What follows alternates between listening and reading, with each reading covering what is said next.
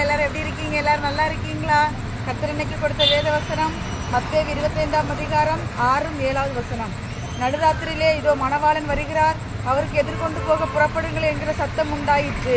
அப்பொழுது அந்த கன்னிகைகள் எல்லாரும் எழுந்திருந்து தங்கள் தீவட்டிகளை ஆயத்தப்படுத்தினார்கள். வேத வசனத்தை கர்த்தர் நாட்களே கொடுத்தாரு. கர்த்தர் நடுராத்திரியில இதோ மணவாளன் வருகிறார் அப்படிங்கிற சத்தம் நம்முடைய காதுகளில் கேட்கும். அவருக்கு எதிர்கொண்டு போக புறப்படுங்கள் என்கிற சத்தம் நம்மள்கிட்ட கேட்கும் பொழுது நம்ம எப்பொழுதுமே ஆயத்தமாக இருக்கணும் அப்படின்னு சொல்லி வேதவசனம் சொல்லுகிறது. தீவெட்டிகளில் எப்பொழுதுமே நம்ம எண்ணெய் உள்ளவர்களாய் காணப்பட வேண்டும். தீவெட்டிகளில் எண்ணெய் அப்படிங்கிற அதுக்குரிய விளக்கம் என்னன்னா, நம்ம எப்பொழுதுமே பரிசுத்த ஆவிக்குள்ள நிரம்பி இருக்கணும் அப்படிங்கிறது அதனுடைய அர்த்தம். நம்ம தீவட்டிகளை ஆயத்தப்படுத்தி மணவாளன் வருகிற பொழுது எப்பொழுதுமே அவர் எப்போ வருவார் என்கிற ஆவலோடு காத்திருந்து தெளிந்த புத்தியோட விழித்திருந்து இருக்கணும். அப்போ அவருடைய வருகையில நம்ம எடுத்துக்கொள்ளப்படுவோம்னு சொல்லி இந்த வேத வசனம் சொல்லுகிறது. இந்த கடைசி காலம், இது கடைசி காலமாக இருக்கிறபடியால் நாம் மணவாளன் வருகிறதற்கு இந்த பூமியிலே அநேக அடையாளங்கள் நடந்து கொண்டிருக்கிறது. இயேசு கிறிஸ்து இந்த பூமியில என்னென்ன சொல்லிட்டு போனாரோ அந்த அடையாளங்கள் எல்லாம் இந்த நாட்களில் பூமியில் நடந்து கொண்டிருக்கிறது. அதனால நாம் எப்பொழுதும் ஜாக்கிரதையுடன் இருக்கணும், விழித்திருக்கணும். தீவெட்டிகளில் எப்பொழுதும் எண்ணெய் உள்ளவர்களாய் காணப்பட வேண்டும். பரிசுத்த ஆவியின் அபிஷேகம் பெற்றுக்கொண்டால் மட்டும் பத்தாது, நம்ம எப்பொழுதுமே பரிசுத்த ஆவிக்குள்ளாக நிரம்பி இருக்க வேண்டும். அப்பொழுதுதான் மணவாளன் வரும் பொழுது அவருடைய சத்தம் நமக்கு என்ன செய்யணும்னா கேட்கப்படும். அதான் வேதவசனம் சொல்லுகிறது. தீவட்டிகளை ஆயத்தப்படுத்தணும். தீவட்டி எப்போதுமே நமக்கு ஆயத்தமா இருக்கணும் அப்படின்னு சொல்லி வேதவசனம் சொல்லுகிறது. அதே போல இன்னொரு வேதவசனம் உணர்த்தி கொடுத்தார். மத்தேயு 13ஆம் அதிகாரம் 39வது வசனம். ஆனா அதுக்கு முன்னாடி பார்த்துட்டீங்கன்னா மத்தேயு 25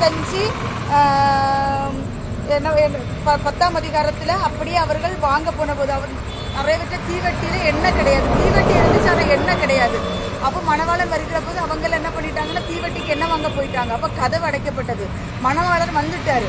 வந்த பொழுது அவங்கள்ட்ட அவங்க வெளியில வாங்க போன போது அவங்க வாங்கிக்கிட்டு வர்றதுக்குள்ள என்ன செஞ்சுட்டு கதவு அடைக்கப்பட்டது. உடனே அவங்க சொல்றாங்க எங்களுக்கு திறக்க வேண்டும் அப்படின்னு. உடனே ஆண்டவர் அடுத்த வசனம் சொல்லுகிறாரு பாருங்க, நான் உங்களை அறியேன் அப்படின்னு சொல்லி சொல்றாரு.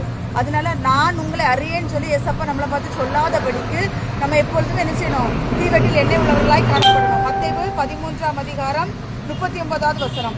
அவைகளை விதைக்கிற சத்துரு பிசாசு, அறுப்பு உலகத்தின் முடிவு, அறுக்கிறவர்கள் தேவதூதர்கள் அப்படின்னு சொல்லி வேதவசனம் சொல்லுகிறது.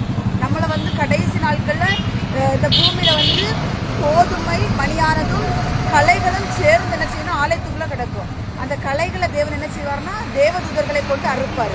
கோதுமையில தனியா சேர்ப்பாரு, களஞ்சத்துல சேர்ப்பாரு. பதரையும் அவியாத அக்கினியில என்ன செய்வாரு, போட்டு தள்ளிடுவாரு. அதனால அந்த வேதவசனம் சொல்லுகிறபடி அறுப்பு உலகத்தின் முழு, அறுக்கிறவர்கள் தேவதூதர்கள். நம்ம எப்பொழுதுமே இந்த உலகத்துல வாழும் பொழுது ரொம்ப கவனமா எச்சரிப்பா வாழ்வோம். அந்த 10 கன்னிகள்ல 5 கன்னிகள் புத்தி உள்ளவர்களாக எடுத்துக்கொள்ளப்பட்டது போல நம்மளும் புத்தி உள்ளவர்களாய் காணப்படுவோம். கர்த்தர் தாம் இந்த வார்த்தைகள் ஆசீர்வதிப்பாராக. ஆமென். ஒரு சிறிய ஜெபம் சொல்கிறேன்.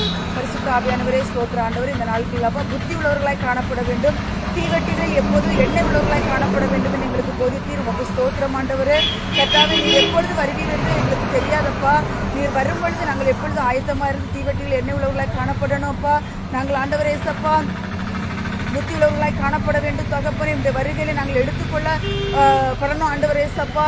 ஆண்டவரே, நான் உங்களை அறியேன் என்கிற வார்த்தை எங்களிடத்தில் வெளிப்படாதபடிக்கு கர்த்தாவே வாருங்கள் என்று சொல்லி எங்களை அரவணைத்துக் கொள்கிற அந்த வார்த்தை நாங்கள் கேட்டு உங்களை பின்பற்ற எங்களுக்கு உதவி செய்தல்லுங்க. ஆசீர்வதிங்க. துதிகன மகிழ்ச்சியோட அப்பாவுக்கே செலுத்துகிறேன் விடாவே. ஆமென். ஹல்லேலூயா, ஹல்லேலூயா, ஹல்லேலூயா. கர்த்தர் தாம் உங்கள் அனைவரையும் ஆசீர்வதிப்பாராக. ஆமென்.